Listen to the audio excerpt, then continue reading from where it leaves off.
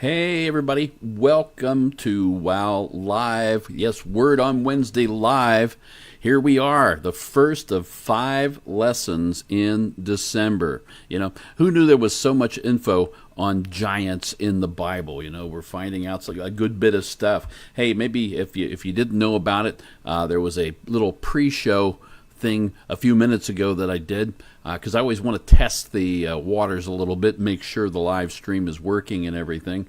And so if you get a chance, go back and check it out. I'm thinking about using that test as to be more than just throwing something up there for a minute or so and then having it go away. Maybe there'll be something I can put on there, little tidbits here and there, that kind of thing each week. So anyway, something to think about, and you can take a look at it. Let me know what you think. Anyway, who knew there was going to be this much information? I thought I'd begin today by showing you in a few moments a series of ancient stone reliefs done into walls or sides of buildings or anything like that in ancient structures, and some paintings and everything. And in there seem to be these representation of giants, larger people than the other people that are in the scene that is being portrayed. Now, one could make the argument, I suppose, that the bigger individuals in these artistic representations are the more important members of the society.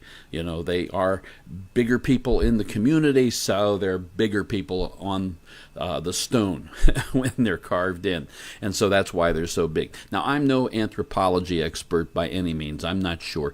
I do also know that the experts who interpret these relics are guessing things at a distance. They're making an educated guess, and those guesses are probably pretty good. Guess might be kind of a weak word. They're making a hypothesis, but they'll say things like, we know that this is the way it was. And some of the things they're probably right about, but there's probably some other things that they think they're right about and might not be, and you can't really ask anybody because there's nobody left that used to live there.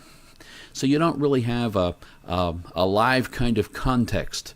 You're just putting some puzzle pieces together and making an educated guess, like I said, on what the objects mean and everything, these relics and everything. So perhaps the bigger people in these images are the more important people in the community or whatever. But on the other hand, if there really were clans of people, tribes of people, genetically, physically larger in size than the rest of the population, it also stands to reason that those individuals could also be the most important people in that culture, just by virtue of them being bigger than everybody else in town. And to prove my point a little bit, I can bring up King Saul. Israel chose King Saul as their first king. Okay, God didn't choose him. The people wanted a king, and this is the guy they chose. And one of the reasons they chose him, he was a head taller than everybody else, all the other men. He's bigger. So obviously he's going to be more important. So anyway, in my humble opinion, the big people in these images you're about to see could very well represent people who were important in the community and who were actually as well physically large. They were giants, okay? So let's take a look at some of this stuff here. This first one that we're looking at here, I'm fairly certain this image is from ancient Sumer, land that stretched from north of Canaan, north of Israel basically, the promised land, and ran toward the southeast through the Tigris and Euphrates River Valley, Mesopotamia, Sumer, right? It looks in this relief as though one poor fellow has been impaled in the throat by a spear-like weapon there. I guess I'll have to get a different rating on these Bible studies with the violence we're seeing here. He's stabbed in the throat, and it's similar to the same kind of weapon, basically, that the big guy, the giant guy, is holding in his right hand there. So he's the perpetrator, obviously, of this dastardly deed, and the other people are shorter people are looking around at this giant, and they're fearful. They're afraid of what he's going to do. Looks like one guy already paid the price. The giant's foot is kind of stepping on him there or something. So very interesting piece of artwork there. And here's a Sumerian giant / god. He's sitting on a throne there. He has some lowly priests before him there who are in obeisance. They're worshiping him and so forth. And so giant representation there. Here we see, we see too far. Let's go back a little bit. Here we see a line of regularly sized individuals. Everybody's about 5'9" or something. They're all the same, except the guy at the end with the pointed hat. I thought, is he a garden gnome? I wasn't sure what he was doing there. Then I thought maybe wizard. Pointed hat. Looks like he might have a beard on there. I can't really see it from here very well. Maybe you can see it better on your larger screen. And it, but he could be a dunce too, so I'm not sure. Tin Man, maybe that's the funnel cap, I don't know. Anyhow, but then you see these other giant people coming in from the left there, stage left, right? And so they're more elegantly dressed and everything. They're more important people, and they're bigger people. This was found in Iran, which in ancient times was known as Persia. So, all right, let's take a look. Obviously, some Egyptian things coming up here. Now, who knows what's really going on here? This is definitely different. Looks like a big guy is laying down a blessing on a smaller guy by tapping his head with what looks to be a large incandescent light bulb to me. I mean, it's just a real long tube kind of light bulb. Maybe he gets a radio signal with that. I don't know if they have several of them. It looks like it's got a serpent for a filament in there to glow and everything. And there's even a power cord coming out the back end of it there, down at the base. You see where there's a cord running across there, and it's connected to a box over there, which obviously is some kind of a transformer step-down thing, or it's a battery power pack, a power unit that's making the bulb glow there. And so anyway, maybe the serpent is an electric eel. Okay, that was kind of stupid. A third guy, who's the smallest of the group there, he's helping to hold the light bulb at the heavy end so it doesn't, well, maybe not the heavy end, but the bulky end, so it doesn't drop and shatter all over the guy's head there. And I'm not sure what's sitting atop the smallest guy's head. I don't know if it's an egg, a nut, not sure what's there. Thought balloon. They were going to put something in there, but it was too small to write what he was thinking. I don't know. Something. Anyway, now in this Egyptian relief painting, we see a giant guy.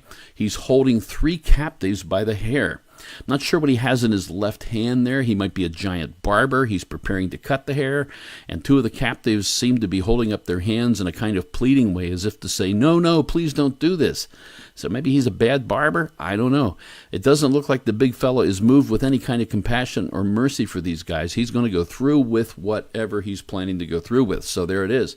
And in this final slide of giants and small people from ancient times, we see a carving from the Mayan civilization in Central America.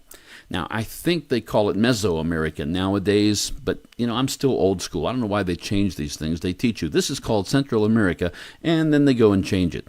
It's not called that anymore, so just to make you look stupid or something. Anyway, in a very ornate design, a large man is receiving homage from 2 smaller individuals. You see them kneeling on their knees before him here. And obviously he's bigger. Look at the size of his head compared to theirs, right? I wanted you to see that the idea of giant people is not exclusive to the Bible, nor is it exclusive to the ancient Near East around Israel and Canaan and so forth, and into Egypt and in through Mesopotamia. It's not just there. In fact, what I want you to understand is that the idea that there have been giant clans in the past is not something found just in the Bible. It's found throughout cultures around the world, including the First Nations cultures in our own country, in America.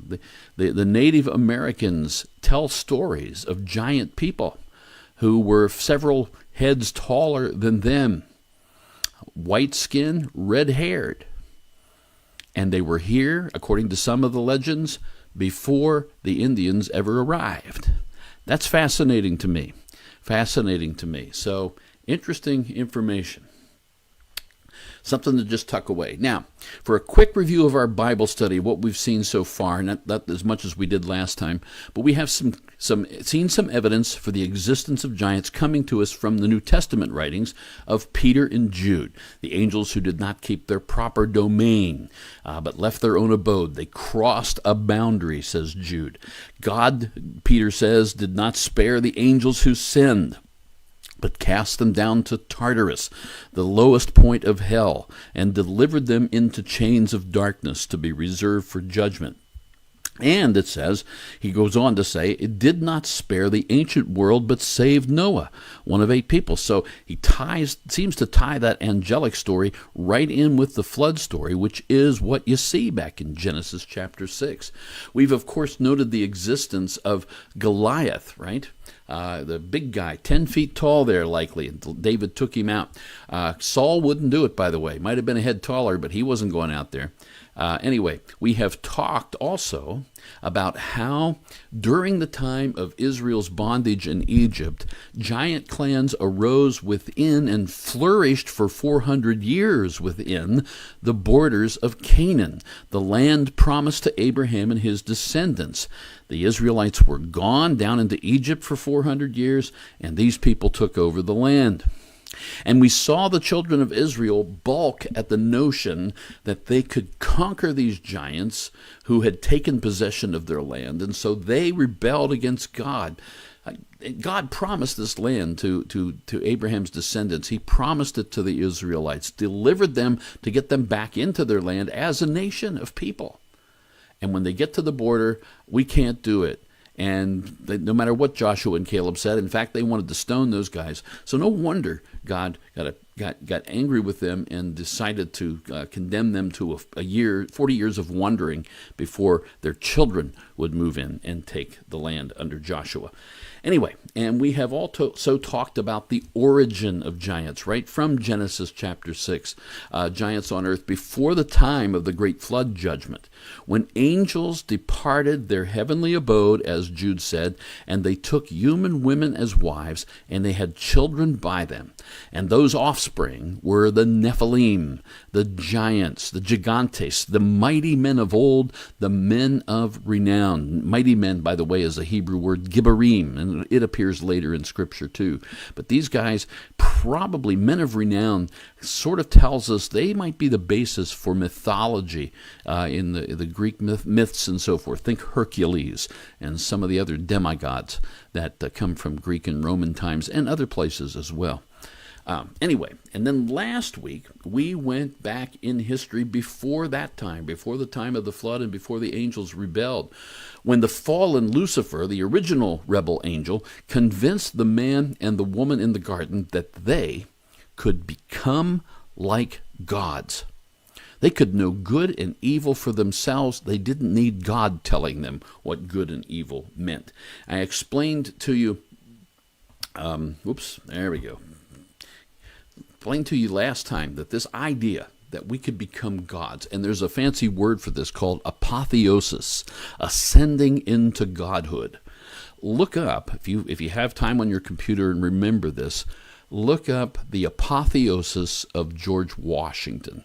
Apotheosis, it's not too hard to, it sounds like a difficult word to spell, but not really. It's A-P-O, that's apo, and then theos is T-H-E-O-S-I-S, theosis.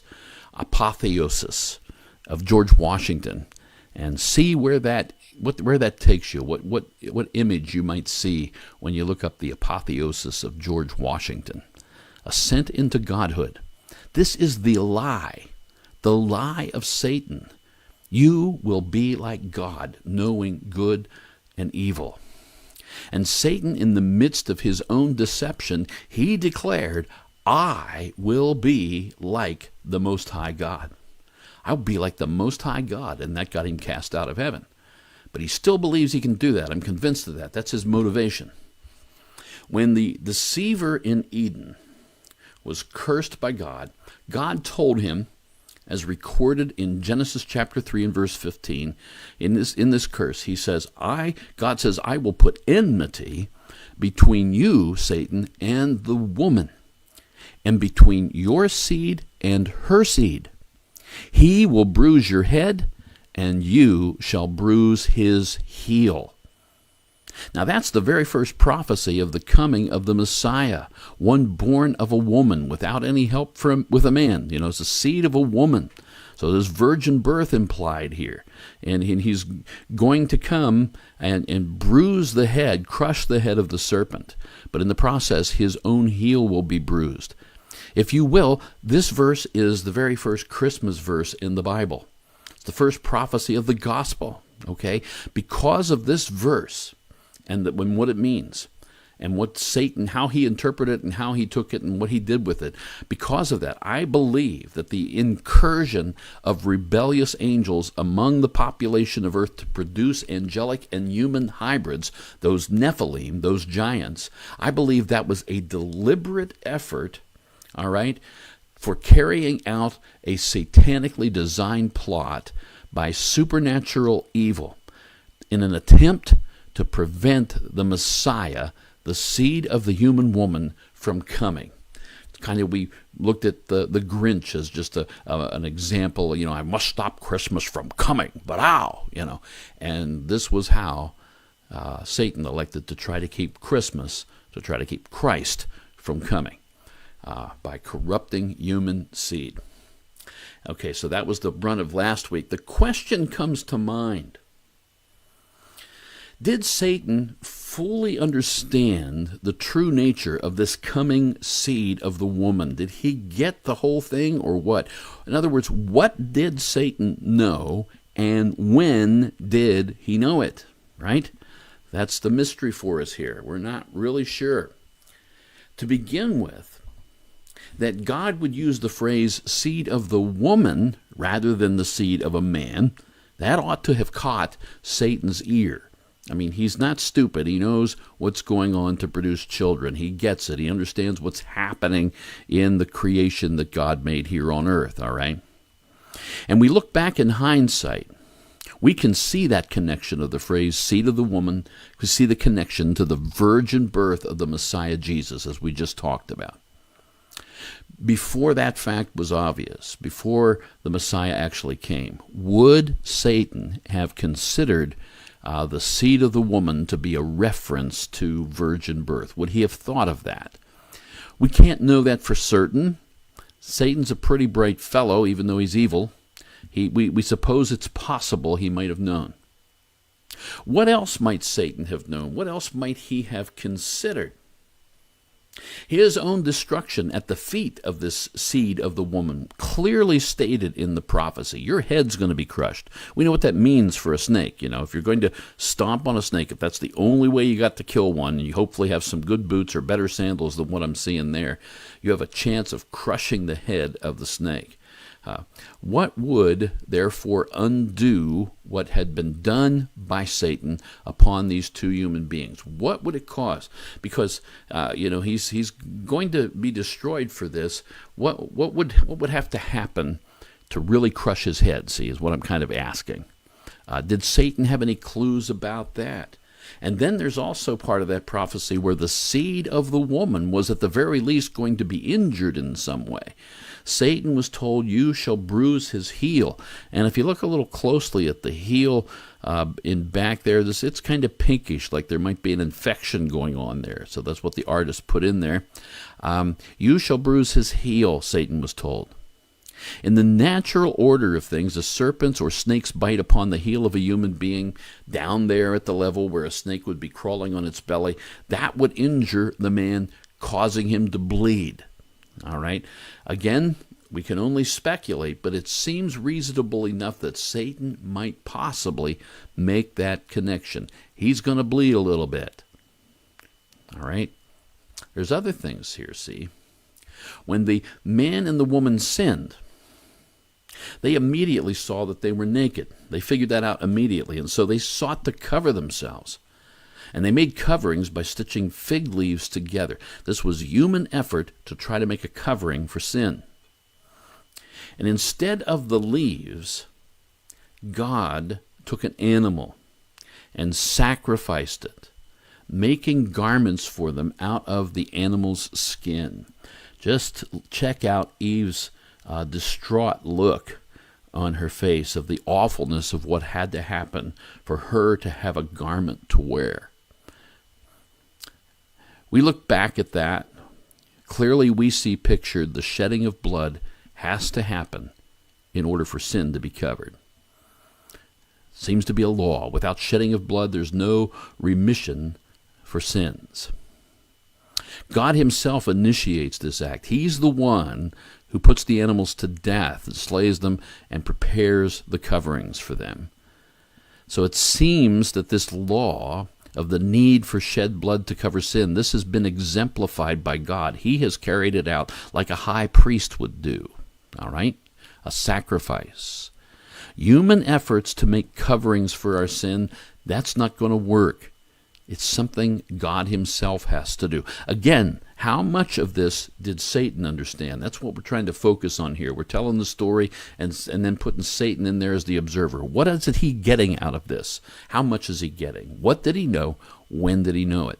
In Genesis chapter 4, we learn that God respected Abel's sacrifice coming from among the animals which he tended, okay? And we assume he therefore made a blood sacrifice. It doesn't say that specifically, but it seems to be he got the idea from his parents probably that a blood sacrifice is what is required. And so as a tender of animals, a keeper of animals, he puts an animal to death. Cain, his brother, was a tiller of the ground, a grower of plants. Now the ground has been cursed. It takes hard work to produce plants now, okay? Harder than what Adam had to begin with, okay? And so he's growing plants by hard work. And God did not respect Cain's offering. Now, connecting his offering to the fig leaves covering of Genesis 3, we can see human effort, not enough to deal with sin. Something coming up directly out of the ground is the cursed ground. It's sort of like using a direct product of the curse itself to try to undo the curse. And doesn't seem to be working. That's not good enough, if you can think of it in those terms. We're told that Cain is angry that his sacrifice is rejected by God. All right? He had put a lot of sweat into his garden. All right? Genesis 4, 6, and 7 says, "So the Lord said to Cain, 'Why are you angry? And why has your countenance fallen?'" You know what the problem is. Verse 7, "If you do well, will you not be accepted?" The assumption behind that is that Cain does know what doing well would be. He has to make a blood sacrifice. Why couldn't he swap a whole mess of corn for an animal that he could sacrifice from his brother? I'm sure his brother would give him a good one, right? You know, if you do well, will you not be accepted? And if, you know, he's being held accountable for what he did. All right. So he had knowledge. Knowledge means you know. You're being accountable means you know something is required and you're not meeting it. Okay, or at least you will be required to meet it because you know the truth. Ignorance of the law is no excuse, but if you know the law, it's even less of an excuse, right? And he goes on to say, God says, "If you do not do well, Cain, sin lies at the door, and its desire is for you, but you shall not rule over it." Sin lies at the door. That's like a serpent lying in wait for Cain, coiled up at the doorway, ready to strike. Sin desires to have him and to destroy him. And so we see in verse 8 that works. Now Cain talked with Abel his brother, and it came to pass when they were in the field that Cain rose up against Abel his brother and killed him. He killed his brother. Think about that. We know the story.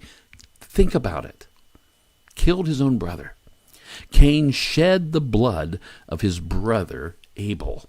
It is almost as though Cain understood a blood sacrifice was needed to deal with sin. All right? His parents would have told Abel and him what God had done to replace the unacceptable covering that they had made out of fig leaves. He sacrificed animals. They would have told their sons that undoubtedly. Cain would also have known that God promised the seed of the woman would come to destroy what the serpent had caused, to bring all this pain and anguish and effort and sweat about. Perhaps Abel was this seed of the woman. I don't know if Cain was thinking that or not. Maybe my brother Abel is the seed of the woman. Maybe if I shed Abel's blood, all this will stop. I'll save the family, I'll save, and things will be reversed. This curse can be reversed if human blood is shed, and Abel seems to be the one who's best on God's side. I'll sacrifice him. He's the best one. I don't know. It doesn't say that in the text, but it makes a certain kind of sense to me that maybe that's what he was thinking. And again, how much of this did Satan understand or think or consider? In fact, how much was he actually involved? He was the one waiting at the door to strike. Now note what God said to Cain. What have you done?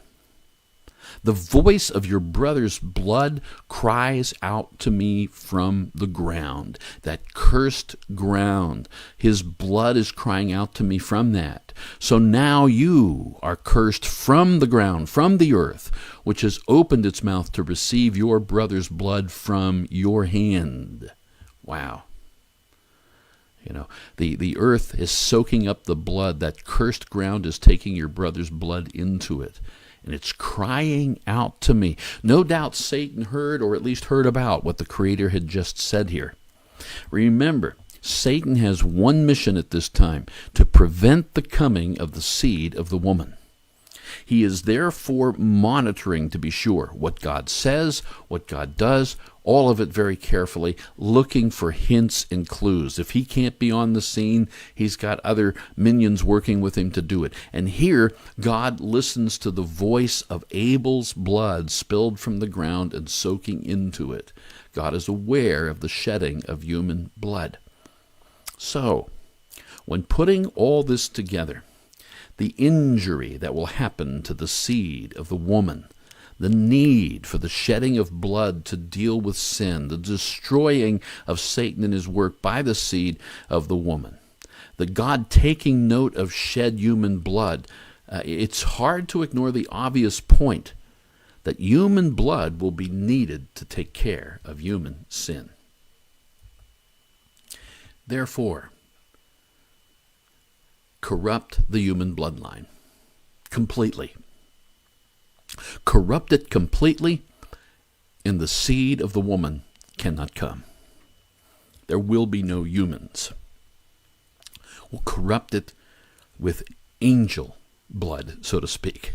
I don't know if angels have blood, but there's going to be a crossing over, a mixture here, a hybridization. So that's what I believe happened.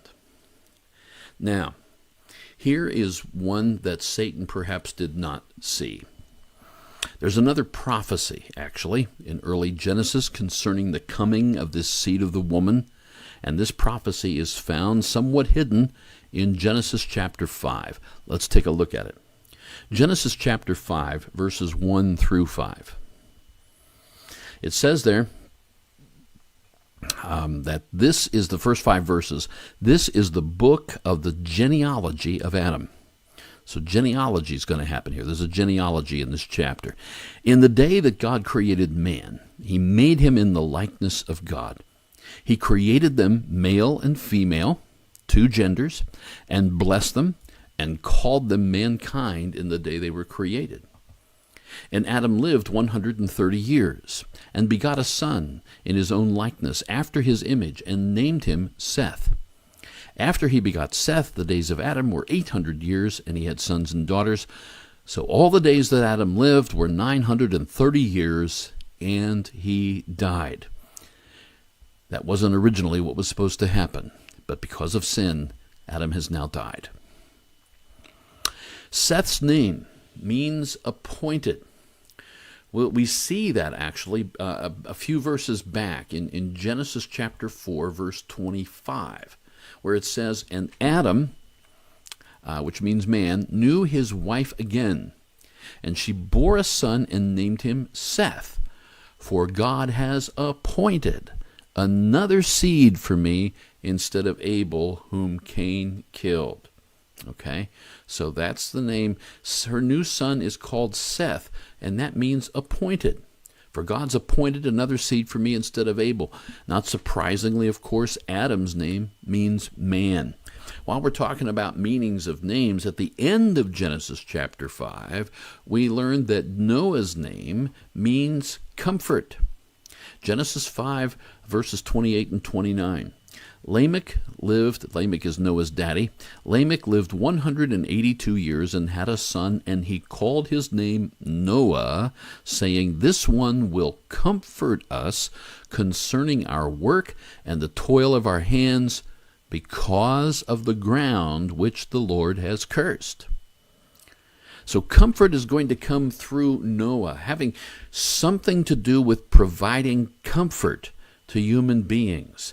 Comfort from man's curse of hard work and toil, and resolving what's going on with this curse of the ground.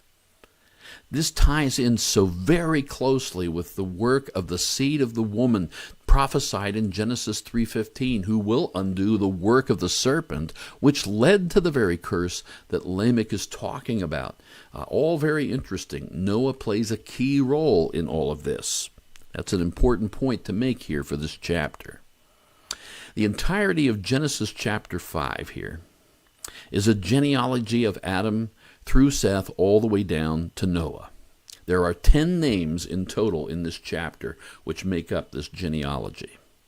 So without reading to you the entire chapter, here are the names. And you might make note that Enoch is indeed the seventh one from Adam down. Just as Jude had said in his little book, which we saw clear back in lesson 1. Here's a chance to see it. We have Adam, Seth, Enosh, Canaan, more properly Canaan with a K, all right, Mahalalel, Jared, Enoch, Methuselah, Lamech, and Noah. Now, each one of those names has a meaning. We have seen that Adam means man, Seth means appointed, and Noah means comfort. Enosh, let's look at that. Enosh means mortal. Now, the Hebrew word Enosh is often translated as the English word man in English versions, but it's generally is a man with an emphasis upon man's mortality. All right, it's the end of a man that the man is not quite measuring up. Man is dying. He doesn't have long to live. Those kind of verses where man is used, it's usually Enosh. Kenneth A. Matthew says in the New American Commentary on this passage, though the etymology, the word history, of Hebrew Enosh is uncertain, its usage often refers to the frailty and the insignificance of man. Perhaps Seth's naming of Enosh reflects his own sense of mortality, and in light of the murder of Abel, his older brother, the tenuous character of human life. Wow, it can be gone in an instant, and so we really are mortal, frail people. And so Enosh gets his name. Enosh means mortal. Now, the name of his son, Canaan, more accurately rendered, as I said, with a K, Canaan, it means a dirge, a funeral song, a lament. This quote here is from the Abarim Publications online Biblical Name Vault, and in the article that talks about Canaan there, the name of Canaan. It's a noun, kina, which denotes a kind of sad poem, a dirge or a lamentation, sadness, which both had to be fabricated and could presumably pierce a person's soul like a spear, which is an obvious biblical figure of speech. See Luke 2:35. That's where Simeon, the old man who sees Mary with the baby Jesus in the temple, says to her, "A sword shall pierce your soul, shall pierce your heart." And sadness is coming to you. is what he's saying. Anyway, this fellow goes on. The denominative verb konan means to do a dirge. To do a dirge, to actually sing it, could either be to chant it or to compose one, to put one together. So it's dirge, lament, it's sadness. We can say that a sad dirge, a funeral song lamenting the death of a loved one, represents sorrow. So Canaan, therefore, means sorrow. Canaan's son was Mahalalel. Mahalalel, I like saying that. It takes a little practice, but Mahalalel, his name means the blessed God. Mahalal, the first part of it, is a root word meaning praise, and then El, the ending, is God. I should have an EL there, not an AL. Just notice that on the slide. Down at the bottom, I do have it right. So forgive me for that. But you can see hints there of the word hallelujah in the name of Mahalalel, the blessed God. So his name means that. The name of Jared, Mahalalel's son, means to come down. Almost sounds like The Price is Right long ago. So-and-so, come on down. So Jared, come on down. Anyway, the Hebrew is yarad, and it means to go down or to descend, okay? A concise dictionary of the words in the Greek New Testament and the Hebrew Bible. How does that be concise when the title's so long? I don't know. But anyway, it defines yarad as to descend, literally to go downwards, or conventionally to a lower region, as to the shore, a boundary, the enemy, etc. So Jared, yarad, go down, okay, come down. And Jared's son is the one who is the seventh from Adam. Enoch, right, as the book of Jude calls him. Enoch's name means to train, to teach, to train up, to dedicate. Enoch, the seventh from Adam. Enoch's son is named Methuselah. That's a fun name. Methuselah, a name from two root words. The first part can be either mat, M-A-T, or which is another word for man, or it could be mut, which means death, and maybe the two together in some way. The second root, shalak, means to send or to let go. Okay? Since the word used for man is also linked to the word meaning death, we can also see that that part of the name means the man who kills, or in other words, a warrior, brings death, in other words. Since shalak means to send, we have a man who is sending death, or as it is understood in the culture of ancient times, a man of the javelin, a man of the spear. Okay? Methuselah can therefore mean when he dies, it shall be sent. Death shall be sent. When he dies, it shall be sent. Methuselah, according to the biblical record, lived longer than anyone else, right? Total of 969 years. And in the year that he died, that's when the same year that the great flood judgment began on earth. When he dies, the flood shall come. That's what Enoch named him, prophesying this coming judgment, see. When he dies, it shall come. Methuselah's length of years, being longer than anybody else's, therefore speaks of God's long-suffering, of his mercy, granting time to repent. No one did, but he stretched it out long. Methuselah, his death shall send. Methuselah's son has the name of Lamech. From Aberreen Publications Dictionary, again, we read the particle le means to or onto and may describe a physical motion toward. And the verb muk, to be low, to be depressed. So the verb makak means to descend, to bring low, or to humiliate. These are the senses of the word in different ways in which it's rendered. The roots are rendered in different ways.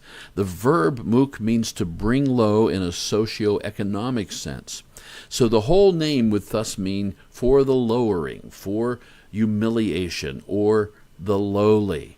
The lowly. Lamech means the lowly one, okay? The humiliated, the lowered ones, the lowly. We have seen that Noah is defined in Genesis 5:29 as comfort.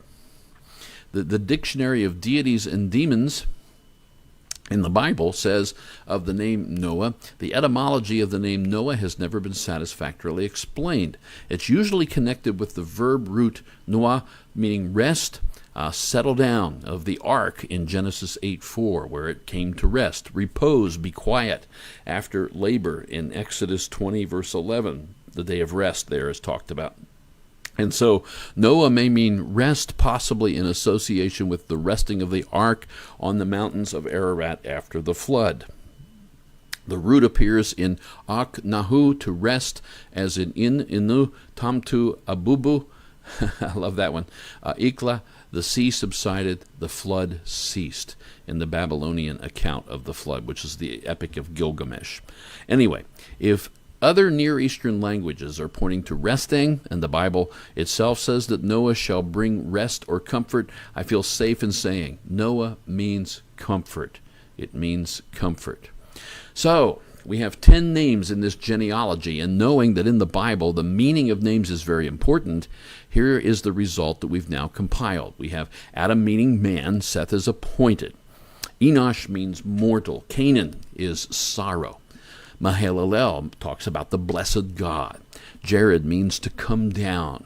Enoch has to do with teaching. Methuselah, his death shall send or bring. And then Lamech, the lowly. And finally Noah, meaning comfort. And when you put all that together, the message of Genesis 5 says this: man is appointed mortal sorrow, but the blessed God shall come down, teaching that his death shall send the lowly comfort. Man is appointed mortal sorrow, but the blessed God shall come down, teaching that his death shall send the lowly comfort.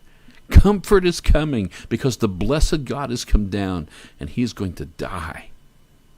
And that's going to bring comfort to us, undoing that mortal sorrow to which we have been appointed. Who would have ever imagined that a genealogy from the book of Genesis would have hidden within it the message of the gospel of Jesus Christ? It's absolutely awesome. I mean, you can bet that if Genesis were some kind of concocted document that was written a century or two before Jesus was born by some Jewish rabbis, if Jewish rabbis were writing this, they never would have put that message in there for any reason. Why would they do it? You know, it makes no sense apart from the idea of understanding that there is one coming who is going to bring comfort by his death to those who have been appointed death themselves. Amazing. This authenticates the divine origin of the biblical text when something far back in Genesis, the early chapters of Genesis, which are often criticized by modern scholars to say that they're nothing but mere poetry,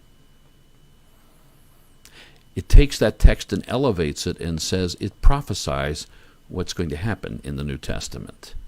That's astounding to me. Moreover, here is what we have now gleaned from Genesis chapter 3 through 5. We have learned that the serpent would cause an injury to the seed of the woman who was prophesied to come destroy the work of the serpent.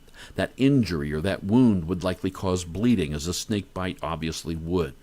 We observe the need for the shedding of blood to deal with sin when God made coverings for Adam and Eve from animal skins. Their fig leaf coverings were useless. In Genesis chapter 4, in a story of acceptable and unacceptable sacrifices and the result of a brother therefore killing a brother, we also read about God taking note of shed human blood as Abel's blood cries out to him from the cursed ground. It is hard to ignore the obvious point that human blood is going to be needed to take care of that curse, to take care of human sin. And then we discern from Genesis chapter 5 that because of Genesis chapter 3, man is appointed mortal sorrow. But the blessed God shall come down, teaching that his death shall bring the despairing comfort. That's absolutely astounding.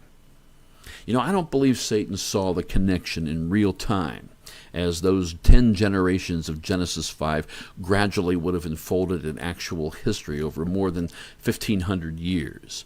Therefore, he may not have understood the true identity at all, nor the entire message concerning this coming seed of the woman and what actually was going to happen. For him, the whole goal was to keep that seed from coming. That's what he's concerned about what he's focused upon. Hence the plan to have angels leave leave their domain, come down to earth, take human women as wives, and produce these hybridized giant beings known as the Nephilim. Also, Genesis chapter 6, verses 11 and 12. The earth also was corrupt before God. This is all in Genesis chapter 6, the same chapter with the giants and the angels and the women and everything else. The earth also was corrupt before God, and the earth was filled with violence. So God looked upon the earth, and indeed it was corrupt, for all flesh had corrupted their way on the earth. Now, while we don't have the details, consider that there is the obvious objective to completely be redoing what the Creator had made. That's what the objective is, okay? For Satan to change things so that the seed of the woman cannot come. And so you read those verses there. The earth is also corrupt before God. The earth was filled with violence. All flesh had corrupted their way. And you think about it. You have this hybridization, the corrupting of flesh, of human flesh, corrupted, resulting in those giants. And you have this reference that, therefore, the earth was filled with violence. You know, you start to wonder if there was some kind of a genocide underway here. That the corrupting of the flesh wasn't happening fast enough, and so we have to exterminate any human beings who are still fully human. There's violence going on, and so there's this genocide, possibly. I mean, I'm just speculating here, but it seems to be talking about the violence. What causes the violence? The wiping out of pure human beings, the pure human race. Remember, we had read this verse in verse 9 before regarding Noah. I also have thrown in verse 10 here. So these are the verses, 9 and 10, right before 11 and 12, which we just looked at, the earth being filled with violence, corrupting of the flesh, corrupting its way, and so forth. So these are the verses right before those. This is the genealogy of Noah. Noah was a just man, perfect in his generations. Noah walked with God. And Noah begot 3 sons, Shem, Ham, and Japheth. Noah is perfect in his generations. The word translated genealogy there in verse 9 is essentially the same as the word translated generations. So they're basically the same word. You see, this has to do with the bloodline. Genealogy. Generations. He's perfect in his genealogy. Is this saying Noah had a perfect or a complete, fully human bloodline with no intermixing with the angelic race? Under the context with Genesis chapter 6, the first 4 verses, and then this down in verses 9 and 10, that's a very legitimate way of translating this passage. You know, we say things today in our church lingo, things that we don't want to, like we don't want to be corrupted by worldliness, right? We don't want the world system around us impacting us and changing us, nor do we want to see our children corrupted by the spiritual vacuum that's in the modern world. We hope that they get some spiritual sense out of all this, that there's something greater than just what's on TV or on their phone. What would it be like to live in a world where you would have to protect children and grandchildren from a literal physical corruption? Genetic engineering. The word incursion means an invasion or an attack, a sudden one.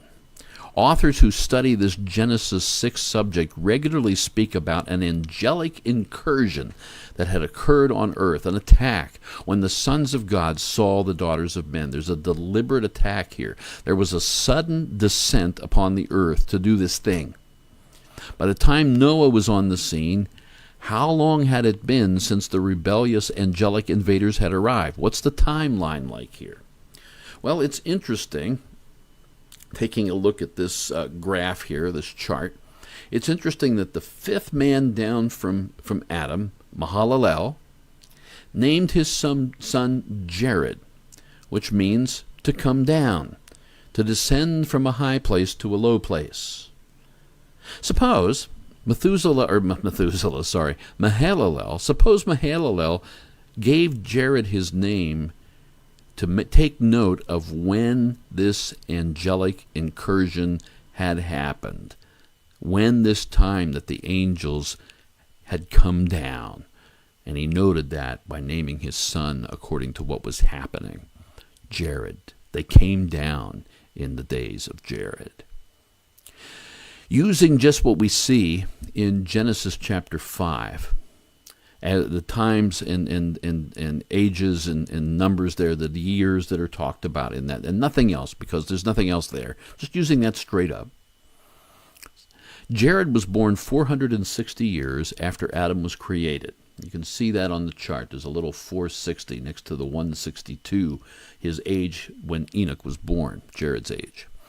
So 460 years after Adam was created. And Noah was born 1,056 years after Adam was created. So there's about 600 years of difference between Jared, the time when the angels came down, and the time that Noah is born. And then Noah lived between 500 and 600 years old when the time of the flood judgment began to draw near and to happen.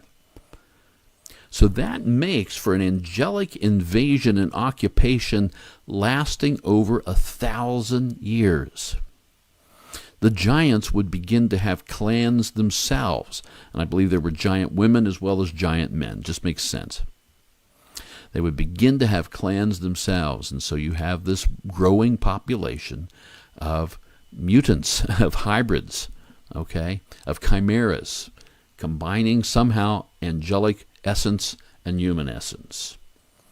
I also confess, and this, folks, is based on pure speculation, that I wonder how far this hybridization program might have gone in that time. How much would they have experimented with things? My thinking meanders on a line like this. You see, Satan desired to be like the Most High God. He wants to be like God. Now, among other distinctives between God and the angels, and there's a lot of distinctives, one distinction that's made very clear in early Genesis, obviously, is that God is the creator, and angels are not. God shows them when he creates the earth. See Job chapter 38, verse 7. When all the morning stars sang together and all the sons of God shouted for joy, the creation of the earth talked about in those first 7 verses. So we have no idea how much angels might know about this created realm around us. They didn't do it. How much have they looked into it? How much do they know about the created realm in which we live, this physical world? We know that when Aaron cast off his staff upon the ground, well, first, let's talk about this image here. We know that the angels in Sodom, they were able to strike the men there with blindness. They had the power to do that, to blind those men, to stop something going on inside their bodies.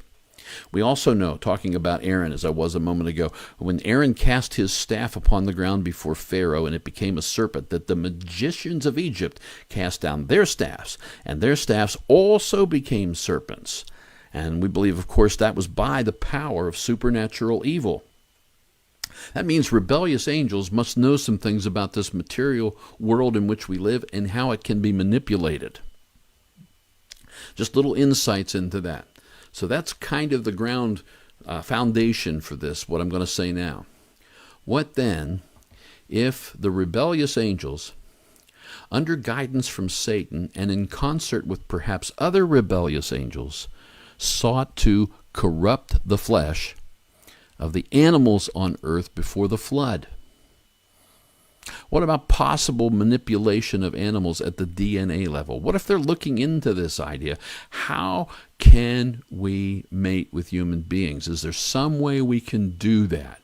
And maybe they're smart, all right? Maybe they do know. Maybe they probably didn't call it DNA. Who knows what they called it, but they understood the basic building block of life. Perhaps, if they can cause blindness and change staves into snakes. What about experiments in hybridization? What if they did that with animals? You know, it's interesting. The ancient Greeks told these tales, which includes all kinds of mythological creatures. So there's the centaurs, a mixture of humans and horses. There's the minotaur, part man, part bull. There are the satyrs, part human and part goat, and so on. Now, granted, people have delightful imaginations to create all manner of creatures in their minds. That's a wonderful gift the Creator has given us. But what if, just what if, there were some sort of basis, maybe not as developed as these creatures we just looked at, but there were a basis for such myths where there was experimenting with animal DNA and human DNA that were once part of the reality before the flood? What if that was hinted at and it survived the flood and fostered these kind of ideas around campfires and in school buildings with teachers teaching young people and so forth? Now, it doesn't have to have been that way. I said this was pure speculation. I'm not saying it has to have been that way. I'm just asking the question, what if it could have been that way? And it makes sense to me. If it were that way, well then, folks, I have no problem at all understanding God's grieving heart as described in Genesis chapter 6, grieving over what had become of his creation, over what the introduction of sin into his creation had done, both in the angelic realm and in the human realm. I have no problem understanding why he then sought to preserve, and he did preserve, the complete and perfect land dwellers, still pure, free from any corruption, from his original creation. I'm not talking about genetic corruption or anything like that, of course. They still had corruption of sin, but that's not what I'm talking about here. That they were free from all of that, perfect in their generations, as Noah was, to preserve them from his original creation upon this huge 3-story barge that we call Noah's Ark.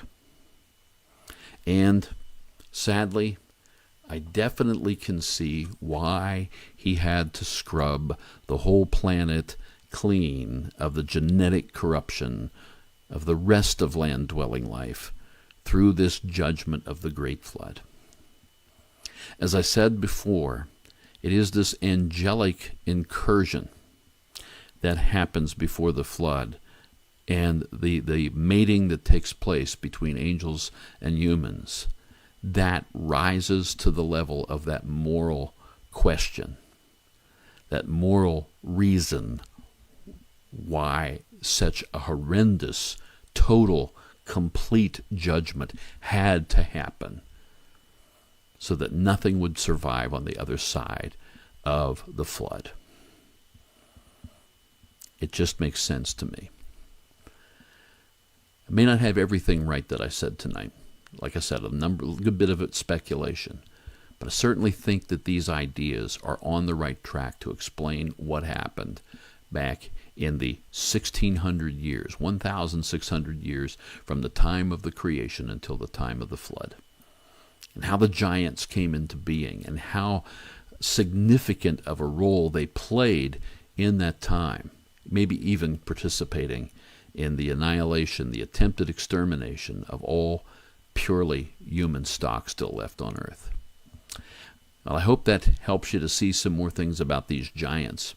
And next time, we'll get in on the other side of the flood, see what's going on there, and maybe refer back to this from time to time. It's just too much there going on not to completely let it go altogether. This stuff crosses over.